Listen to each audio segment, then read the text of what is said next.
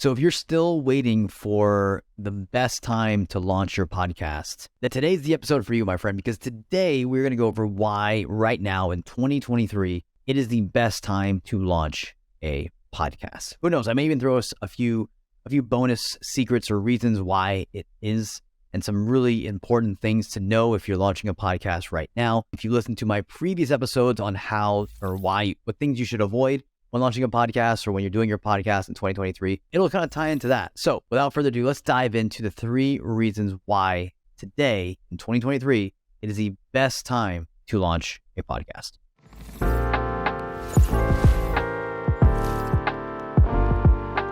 What is going on, my friend? Welcome to How to Get Your First 100,000 Podcast Listeners, the show that helps business owners and entrepreneurs rank, launch, monetize podcasts that help them fill their pockets with money for their business. I'm Louis Diaz, your host, and today is going to be kind of a wake-up call episode.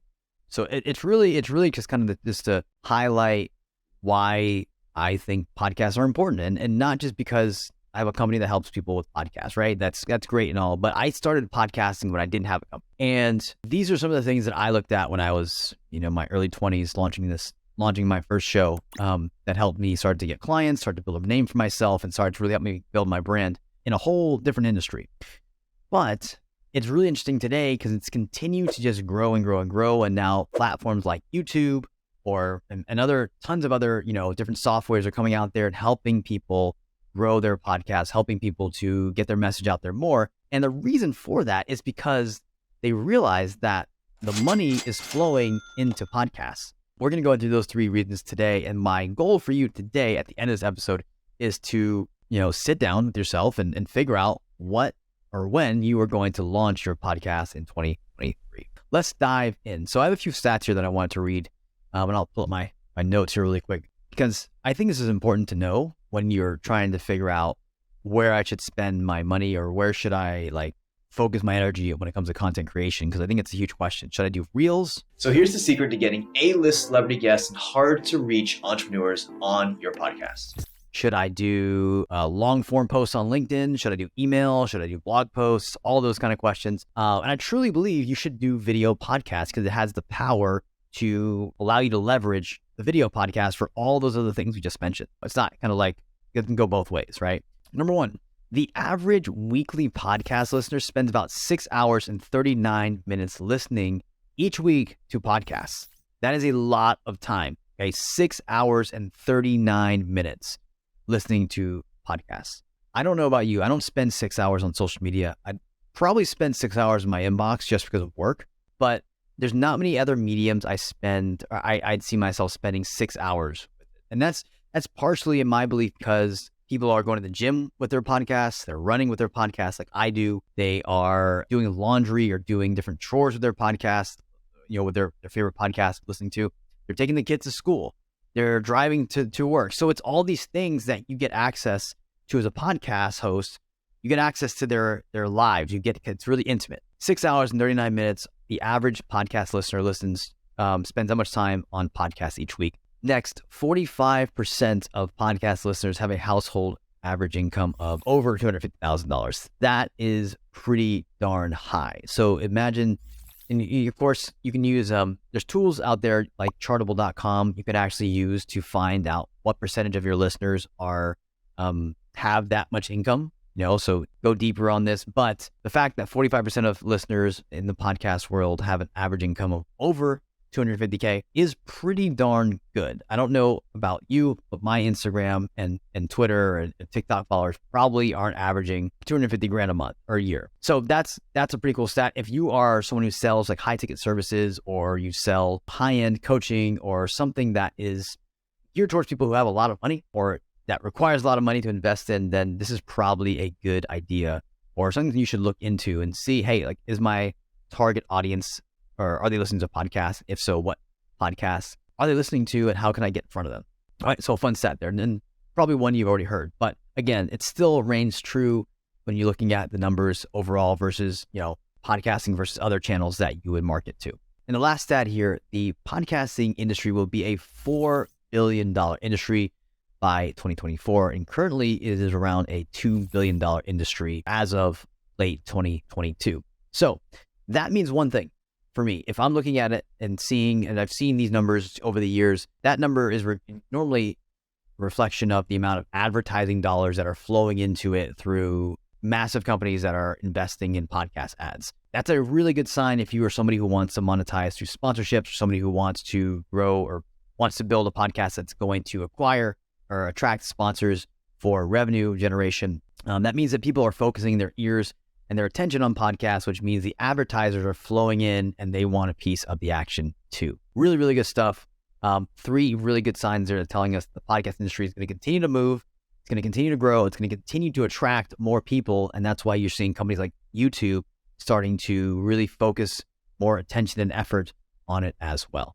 That was reason number 1. All of those facts and figures are really the reason number 1 for why starting a podcast in 2023 makes sense. Number two is going to be around building an asset. So I cannot tell you how many times we have had a client say, hey, my Facebook, Instagram, Twitter, YouTube channel got shut down last week. I can't do anything with it. I can't promote. What should I do? That happens more times than you think. Even I had a 6-month hiatus there where I was kicked out of my Facebook group and couldn't get back in because they have horrible support. And that could happen at any time. Think about it. These channels could take away your content, access to your followers, access to all of your messages, everything just like that. No explanation, no reason why. They can just pull it any time, or you can get hacked. Now with podcasting, it's a little bit different. You can get shut down, right? Apple could take your podcast off. Spotify could take your podcast off. All these platforms have that ability. However, if you get taken off of one, you still have all the other podcast platforms to send your traffic to, and you still keep access to all of your content. So all of your episodes are still going to be somewhere in your hosting provider or on a Google Drive folder, which they should both be there in both those places. And it is you have a lot more ownership. You don't have full ownership, you have a lot more ownership. So it's not like you're renting space.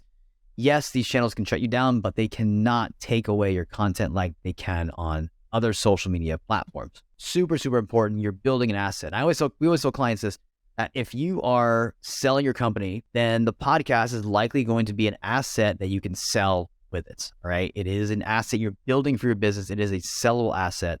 People have sold podcasts before. Look at Joe Rogan when he sold to Spotify. So that's number 2. You're building a app that you actually own or have more ownership of than opposed to a Facebook or Instagram channel that could potentially get hacked, get shut down for 0 reasons whatsoever. Reason number 3 why starting a podcast now makes sense is because you are going to be able to create another revenue stream. Now, if you are a smart content creator or a smart business owner, and you probably are listening to this podcast, then you are likely going to be able to figure out a way to do that. And there are a few ways I can think of right now that you can do that. So number 1, you can create a book. When I created my book, How to Get Your First 100,000 Podcast Downloads in 100 Days, I used my podcast to actually do that. I used interviews, I used sections of the podcast, and I had a ghostwriter go ahead and read that or rewrite it into a book, and eventually sold it. I've sold events through this podcast. I've also sold agency services, sold coaching packages through podcasting, all kinds of things. So just right there, you have 4 ideas of ways you can monetize your podcast, especially if you're a business owner, right? So you can do books, you can make a book out of it, which is probably not my best. That wouldn't be my number 1 recommendation, but it's still a good branding piece.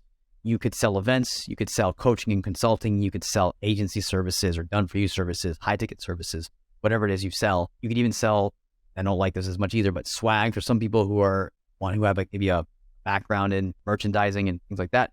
You could sell merchandise, which is pretty darn cool. So there's tons of ways you could create this and use this channel to obviously monetize. So it's definitely not set in stone. There's probably a million ideas I'm missing out of that, but those are just a few ways you could actually monetize this channel. That is it. 3 reasons why you should start your podcast in 2023. Do not wait around. And if there's any other thing I'd say, and I've alluded to this in this episode already, and that is the fact that YouTube is just becoming a bigger player in the podcasting space. They've seen what Apple's done, they've seen what Spotify's done, and now they want to start to bring more creators to the platform. If I was you, if there's anything I missed in this, it's the fact that even now where we're talking to clients, we're telling them, hey, you should be starting a YouTube channel. Like you should also be doing a podcast YouTube channel. And the reason why is because it's so much easier to monetize. Once you get over 1,000 subscribers and 4,000 hours of watch time, now you can actually make some money with your podcast or with your YouTube channel, which if you're like me, you're doing videos for both audio and video, then you have a dual threat, right? You can create 2 channels or build 2 channels with one piece of content using just one episode. So that's it. Be sure to comment below if you have questions about when the best time to start a podcast or how to start it, questions like that, or leave a review on Apple or Spotify or wherever you leave reviews from. And I'll be sure to read them, answer your questions, and get back to you. Without further ado, catch you on the next episode.